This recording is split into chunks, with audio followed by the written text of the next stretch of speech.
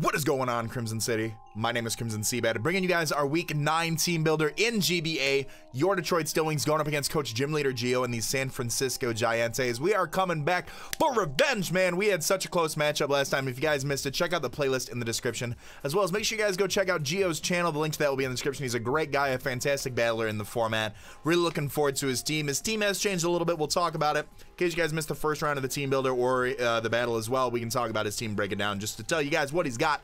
And then we'll talk about what we got and why we're bringing it. So first up, he does have Mew. Base 100s across the board. The synchronized ability, often seen as like a stall breaker set. I mean, often seen as more specially defensive too, with things like Stealth Rock, Will-O-Wisp, Defog, Knockoff. Gio has been known, excuse me, to run some rather offensive Mew sets in his day. So I am actually, if I recall, last time we played, his Mew he had sub Calm Mind Mew as well. So he definitely could run an offensive set on this thing, that is for sure. We do have now what I feel is necessary to help beat that thing, so we'll definitely see about that. He's got the Mega Scissor, one of my favorite Megas in draft format. I really keep saying that. I really should draft Mega Scissor sometime. I always go up against it and I'm like, man, that'd be so cool. Mega Scissor hits so hard, 150 base attack with the Technician ability, boosting its priority move, Bullet Punch, boosting moves like Bug Bite as well, which is absolutely crazy. 75 base speed, great bulk all around, 140 defense and 100 in special defense. Reliable defogger. He's got the Tox Specs, a very bulky water type Pokemon with the Regenerator ability, giving it its HP back every time it comes out and comes back into battle. It can recover, it can haze, it can set up T-Spikes, it can Baneful Bunker. He has the Doug Trio, which is really annoying, really annoying. Please stop drafting Doug Trio, really annoying. It's got the Arena Trap ability. Doesn't hit too hard. Base 100 attack, nothing too crazy. 120 speed is probably the most annoying part of the Arena Trap as well. Gotta be careful about that. Rocker, it can Memento, it can, you know, what's the word? Reversal, things like that as well. He's got the Ditto. He didn't bring Ditto last time. I'm hoping he doesn't bring it this time as well. It copies your Pokemon and all its stats and then proceeds to counter sweep you. So that's as much as I can say about Ditto. He did trade the, gosh diggity darn, what did he trade? The Slurpuff. He traded Slurpuff for Ribombee. Ribombee is a very fast fairy type, 124 base speed. It can set sticky webs. It's not affected by secondary effects of moves because of its shield dust ability. It can quiver dance. It's a very annoying Pokemon that I hope we don't have to face. I really could see almost like the same team coming, just different sets.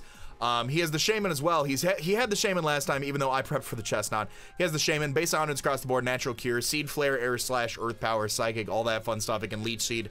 It can Shrug Off status with the Natural Cure ability.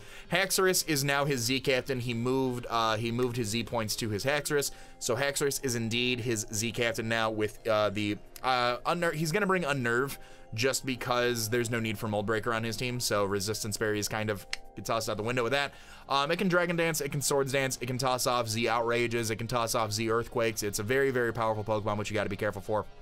The Blacephalon came last time and we had ways around it, so I'm anticipating he won't bring the same Blacephalon set, so I'm not bringing the same Suicune set. 107 in speed, 151 special attack, 127 physical attack. You know, it can knock off, it can flame charge, it can shadow ball, it can flamethrower, it can fire blast. It's got the mind blown signature move, which does, I believe, like 50% of health or something like that.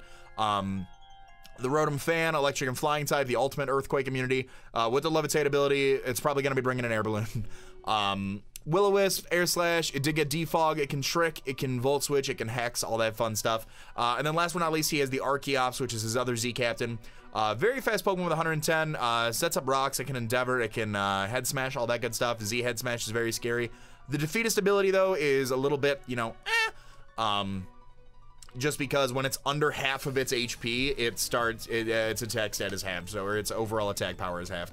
So, you know, you gotta get that fast move off first. So if he brings the Archeops, I'll probably have to lead with something much faster than that, or something that threatens it out immediately, like Lycanroc. But some things to note about his team: he has Rockers in the form of Mew, a Doug Trio, and Archeops. He has a Toxic Spiker in the form of Toxapex.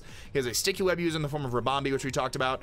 His forms of hazard removal include Mew, Mega Scissor, Rotom, Fan, and Archeops as all defoggers. He has a Heal Bell in the form of Mew, and he has a Aromatherapy user in the form of Shaman. I believe I covered everything. If not, feel free to let me know in the comment section down below. As always, let's go in and talk about our team. First up, Charge Bolt is coming. Very similar set to what we brought last time.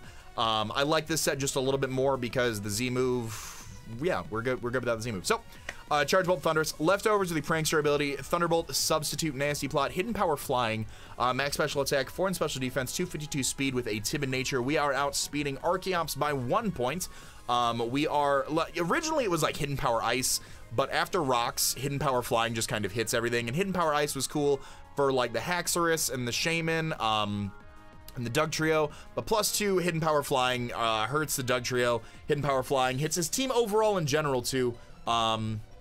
Thunderbolt, obviously, once the Doug Trio is gone, is also very, very spammable.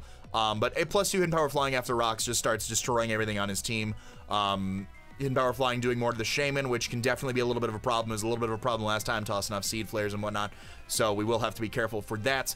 But yeah, that is the plan this time around. Last time, I believe, it was a sub Nasty Plot Gigavolt Havoc set with HP Ice. So I figured sub lefties, Nasty Plot, and HP Flying will be really cool. Like I said, +2 hits the Doug Trio, and he has to like Stone Edge or something to knock us out with that.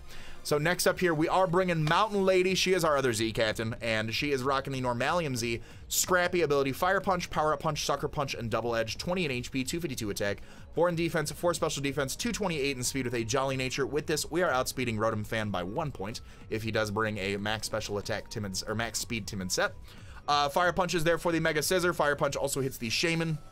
Power Punch is really nice because on a switch, we go for a Power Up Punch. We hit the Blacephalon with this as well. He can't trick us because we do have our Z Crystal, and because we have Scrappy, we can toss off a huge Breakneck Blitz into something that really just doesn't want to take it. Really just doesn't want to take it. I mean, Normalium Z Double Edge is really, really strong, especially if you get that +1 up.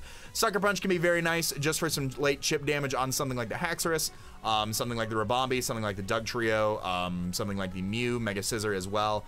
Fire Punch, like I said, is there for the Mega Scissor and the Shaman, especially if we get up to +1. I mean, he really has to bring in something to hit me. And really, like superpower on Mega Scissor, like Kangaskhan is just so bulky, so bulky. He's got to bring in something to hit me really hard at that point. So, and if that's the case, if we don't really need Kangaskhan anymore, we just click Sucker Punch and go from there. So, next up, Backdraft the Suicune is coming. This is like almost an identical set, if I'm not mistaken, to last time. Actually, this is much more specially defensive, or much more physically defensive. Helps us deal with hits from the Haxorus and the Mega Scissor. And because of our special defensive investment, we are 3-hit KO'd by Timid, Blacephalon, and Shadow Ball. So, Roar, Rest, Sleep Talk, and Scald, pretty standard set. Phases him out if we've got some rocks up. Phase him out over that. Phases out his setup sweepers. If he's got a Haxorus in, he's gone for a Dragon Dance. We click Roar. Rest for the longevity is really cool. Sleep Talk and being able to roar him around is really, really nice as well. Tossing off Scalds is always cool. Burns are always a fun thing to have. If we burn the Mew, cool. If we don't burn the Mew, cool. If we burn the Mega Scissor, if we burn the Haxorus, cool. Very nice stuff. Nothing too crazy to talk about with that, actually. Nothing too crazy to talk about with this set. Like I said, it's just more physically defensive to help deal with Haxorus. Next up, we do have Real Steel the Jirachi with the Shookaberry, the Serene Grace ability, Future Sight, Hidden Power Fire, Psyshock, and Toxic, 252 special attack, 4 in special defense, 252 speed with a Timid Nature. We are speed tying the Mew once we are bottle capped up, and Hidden Power Fire is really, really cool. Hidden Power Fire is for the Mega Scissor, and the Shaman, Future Sight, because he does not have a dark type, is really, really cool as well. Being able to toss off one of those, it is what? Remind me. Base 120. And because Toxapex is going to be coming in a lot, he's got to play around with those. Toxic is really nice for the Mew because it wears it down and he can't synchronize it back because we are the Steel type. Toxic also on something like Shaman, being able to force it around. Toxic on something like the Rotom Fan, the Blacephalon, the Haxorus is also really, really cool as well. Shookaberry helps us take the Earthquake. I believe it is a... Let me just double check this calc here before I start talking out of my butt.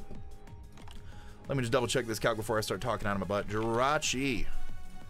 Doug Trio. So like I said, if we do get the rocks up and break a potential Focus Sash, yeah, Psyshock, Future Sight kills the Doug Trio if he comes in on it. Psyshock does 111 to 132. We're taking less than half to the Earthquake, so with our Shookaberry. So that is very, very nice. We also do take an Earthquake from the Haxorus as well. And we can go for a Psyshock on that bad boy as well. Earthquake doing 46 to 54. Psyshock does a 41 to 49. We can toss up a Future Sight as well, just in case.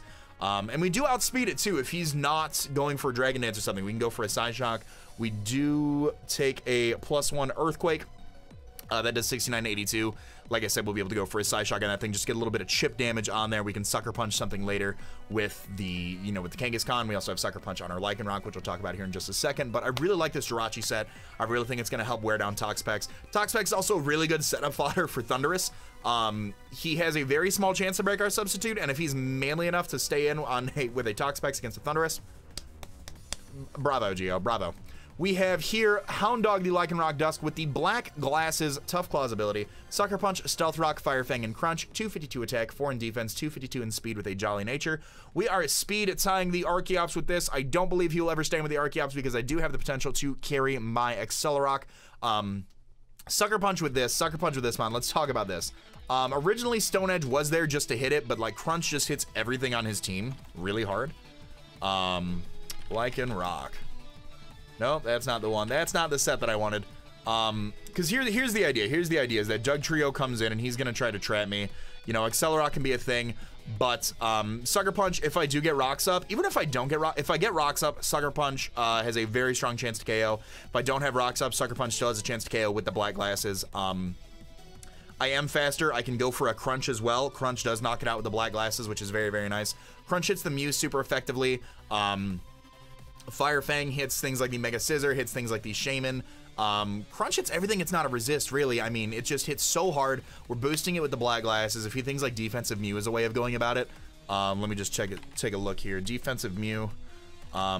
Defensive Mew, if he is the standard OU defensive set that just Showdown has in here, Crunch 2-hit KOs this thing, and that's very nice. So we can go for a Sucker Punch too, which is 48 to 57, which is very, very nice as well. So obviously got to be careful for our Will-O-Wisp. We do have a switch in, and the Mew just kind of scout to see what his set is, and we'll talk about that right now. We have Toga. We're bringing Toga. Didn't think Toga was coming back, actually. I thought Toga was like, we'll bring it against the Hoopa that MV has. But Toga is coming. Eviolite Volby with the Big Pex ability. U-turn, Defog, Foul Play, and Toxic. Max HP, max special defense, 4 in defense with a Careful Nature. This is another great switch for the Blacephalon. If he tries, like, honestly, if he tries to trick Volby, cool, you're really just hindering yourself because now Thundurus outspeeds, now Lycanroc outspeeds, now Jirachi outspeeds. So, depending on his set, Jirachi outspeeds. U-turn is always the play. If we bring this thing in on a Blacephalon, we Foul Play, breaks his sub every time. We Toxic the Mew. We Toxic the Rotom. We can, obviously, Doug Trio can't hit us with that. We can U-turn on that. Defog any hazards away he might get up. If he does bring, like, T-Spikes or something, we can defog on those as well, which is very, very nice. This thing's not going to be around for long. It's kind of here to help sponge hits, and because obviously we don't have Roost. This thing's here just to scout for moves and do a slow U-turn out into something else. Take a hit, slow U-turn into a Revenge Kill or something like that once we can start scouting for information and all that good stuff. So that is our team. Let me know you guys' thoughts on the team in the comment section down below. Of course, if you're excited for the battle and you are new, feel free to hit that subscribe button as well. All that being said, I want to remind you guys to be great and do great. I'm going to let this outro bang. I'm going to talk to y'all soon. Later.